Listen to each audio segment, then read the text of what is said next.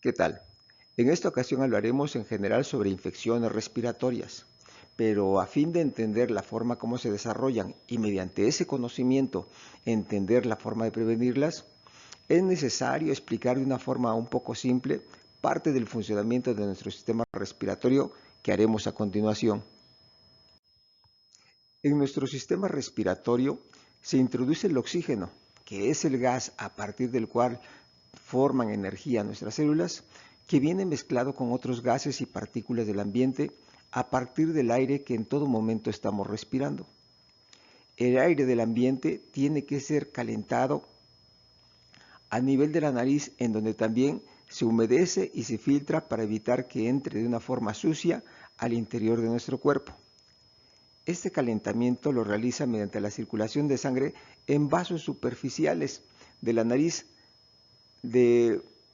de mayor forma cuando se respira el aire más frío, con lo cual es posible notar que en especial un niño más pequeño tenga datos de congestión nasal al estar expuesto por tiempo más prolongado a la respiración de aire frío, y con ello puede empezar a respirar por su boquita, donde no filtra o humedece el aire de una forma tan eficiente.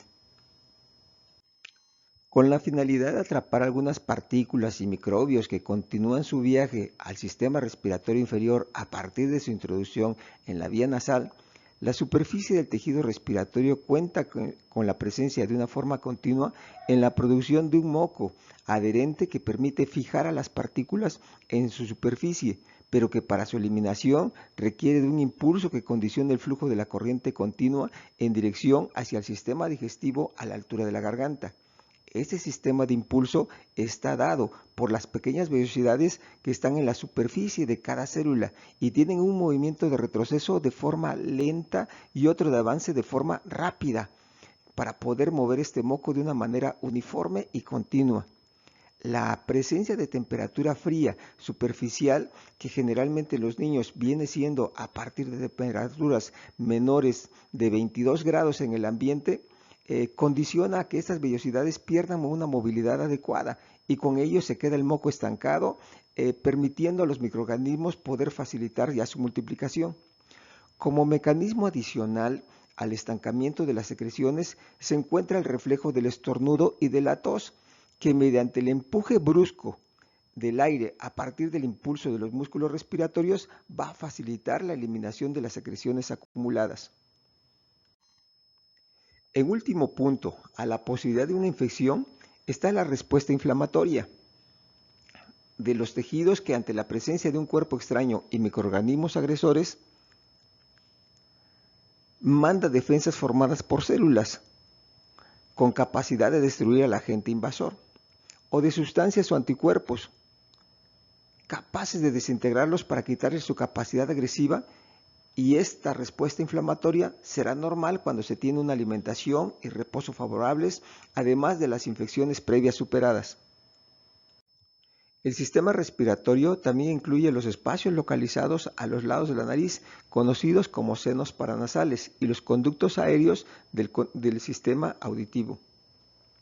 En los senos paranasales, que en esta imagen se representa de este lado las características normales y del lado contrario cuando se tiene un proceso infeccioso, nuevamente cumplen funciones de características específicas en la normalidad. Durante la normalidad existe reserva de aire caliente para entibiar con el del aire del exterior y facilitar con esto la entrada de un aire adecuado en temperatura al interior de los pulmones. Se cumple también en esos espacios con los procesos de humidificación, filtración y purificación de las partículas y gérmenes. Además, se genera en su interior un gas particular, que es el óxido nitroso, que sirve para favorecer en el sistema pulmonar que los vasos sanguíneos puedan tener mayor capacidad de flujo para facilitar el intercambio de gases. Durante la infancia temprana, los conductos de este sistema respiratorio, manteniéndolos en proporción con su cabeza, se diferencian del adulto por ser más estrechos, más cortos y en un trayecto o posición horizontal, que son condiciones que van a facilitar a la acumulación de secreciones y la recurrencia de obstrucciones durante los primeros 5 años de vida. En el interior del oído, el aire que facilita la movilidad de la membrana timpánica por el lado contrario al pabellón auricular que entra el aire de una manera natural, por dentro fluye por un conducto que se llama trompa de Eustaquio, que se encuentra comunicado con la garganta, no como se ve aquí aparentemente en la nariz, sino con la garganta, que hace un movimiento de intercambio durante la deglución. Así se intercambia el aire cada vez que estamos deglutiendo. De forma natural, cuando la garganta tiene un proceso inflamatorio, entonces es posible que el conducto tenga una obstrucción y podrá disminuir el aire dentro del oído, que puede ser otro factor que puede desarrollar infecciones en ese tipo de órgano. Ya en la intimidad de la superficie de todo este tejido respiratorio, de forma común y desde millones de años en la evolución de la humanidad, es natural que exista una gran cantidad de microbios en equilibrio conveniente entre los que potencialmente pueden ser capaces de producirnos daño con aquellos que nos condicionan beneficio, proporcionando su material genético en intercambio con nuestras células para fomentar una maduración adecuada. Otros evitando la proliferación de virus o bacterias dañinas, otros fermentando y generando gases benéficos en nuestra respiración. Con la temporada fría se producen dos condiciones especiales. En la primera, que le llamamos ambiental, se facilita que las personas mantengan una ventilación inadecuada de sus habitaciones o de los locales a donde acuden para mantener el clima de calor en el interior, con lo que la cantidad de gérmenes presentes en ese volumen de espacio se va a incrementar y se establece como un excesivo en los lugares públicos, con alternativas que podamos respirar en mayor concentración. Por otra parte, se genera un cambio biológico que condiciona que ante la respiración de aire en temperatura fría, el organismo busca modificar el aire frío con una mayor circulación de sangre en la superficie respiratoria, que hace entonces aumentar el grosor de la mucosa nasal,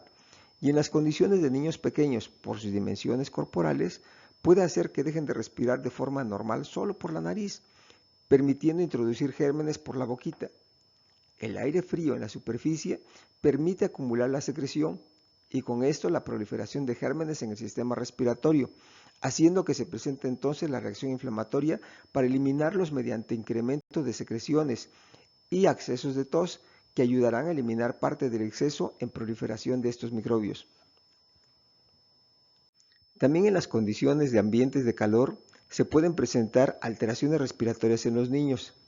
ya que en los lugares en donde se cuenta con enfriadores o climas artificiales, toda temperatura menor de 22 grados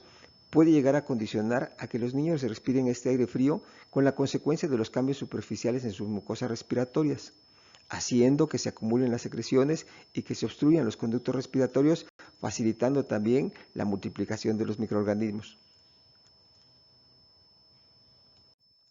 En la mayoría de las ocasiones, las infecciones respiratorias en los niños son de origen viral y por la presencia de fiebre, junto con la limitación de su actividad celular y la estimulación de la respuesta inflamatoria, es posible observar una mejoría espontánea en todos los casos. Ahora, el empleo de antiinflamatorios potentes, además de condicionar posibles daños renales en los niños pequeños y posible deterioro posterior a nivel de la función renal, también limitan la estimulación adecuada del sistema inmunológico de forma inmediata en su empleo, por lo que son medicamentos que de preferencia se deben de evitar.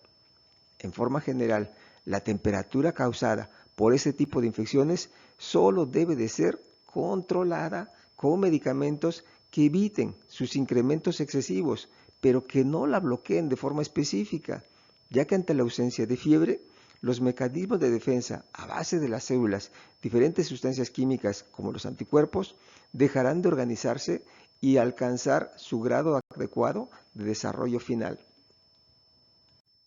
En consideración al empleo de los antibióticos, no se justificarán porque la mayoría son causas virales y el tiempo de evolución en su remisión es posible que sea de 3 a máximo 5 días y solo se deberá de vigilar el estado general del paciente y si acaso ofrecer medicamentos para controlar los síntomas más significativos. En ocasiones, el antibiótico suele justificarlo el personal médico por la cantidad de glóbulos blancos que están presentes en el estudio de la sangre,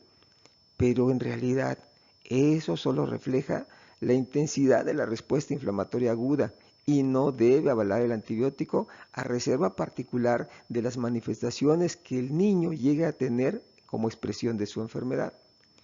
El empleo inadecuado de los antibióticos modifica la presencia de toda la flora existente en el sistema respiratorio y de otras partes corporales, generando cambios en su función de protección y predisponiendo a mecanismos de resistencia en las bacterias dañinas.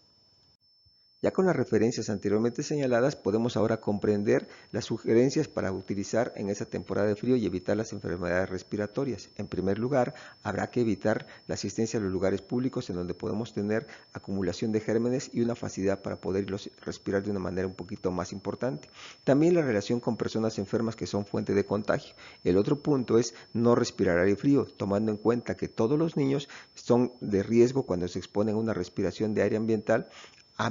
menor de 22 grados de temperatura. El siguiente punto es el empleo adecuado de la bufanda, que de preferencia debe cubrir la boca y la nariz en los niños y no solamente colgarla en el cuello, ahí no sirve, de preferencia en boca y nariz, permitiendo que nuevamente los cubra durante unos 10 minutos antes de salir de casa para permitir que se caliente y al momento que esté en el exterior poder permitir que el paso del aire hacia la nariz y boca entibie el aire del exterior para que entre un poquito más caliente a nuestro cuerpo. El siguiente punto es una ingesta mayor de líquidos que va a permitir que los niños se mantengan hidratados, regulen mejor su temperatura, no lleguen a tener fiebres tan elevadas, controlen las secreciones que tienen una consistencia menos espesas y que también puedan tener una mejor distribución de las sustancias del sistema inmunológico. También dentro de esto habrá que mantener una nutrición adecuada con aporte suficiente de cítricos para mantener una función respiratoria que sea normal. También es realizar lavado frecuente de las manos, ya que sin darnos cuenta en esa temporada transportamos los gérmenes responsables de las infecciones respiratorias y en forma inconsciente las llevamos a nuestro sistema respiratorio. Y por último, evitar la automedicación y sobre todo no utilizar antibióticos y mucho menos aquellos medicamentos que puedan interferir con nuestras respuestas inflamatorias o nuestras respuestas respiratorias normales, como serían los medicamentos contra la tos o los medicamentos contra la fiebre. Y por último, recordamos que los cuadros respiratorios para quizás las dudas que llegan a tener los padres hay que señalarlos, que son muy frecuentes por la cantidad de tiempo que el niño se la pasa respirando. Entonces, esto también puede justificar su recurrencia, además de que en esta edad se encuentran en etapa de aprendizaje del sistema inmunológico y están desarrollando defensas. Esperamos que esta información haya sido de su utilidad y de su agrado. Si es así, pedimos que por favor lo marque con un like a este video. Por otra parte, si no lo ha hecho, suscríbase si tiene interés a estos temas y active las notificaciones para recibir la información de cuando se editen nuevos. Compartan los enlaces con otras personas o con amigos que tengan interés en este tipo de temas y recuerde que normalmente a través de los enlaces que están disponibles en la sección de información de este canal puede acceder al blog donde ya se describen otro tipo de síntomas. Usted puede tener información más amplia de otras dudas que llegue a tener en cuidados de niños y también, si lo desea, puede conseguir los libros en su versión electrónica o física a través de esos mismos enlaces. Por lo demás, solamente nos resta agradecer por su atención y esperamos complacerlos en la siguiente. Muchas gracias.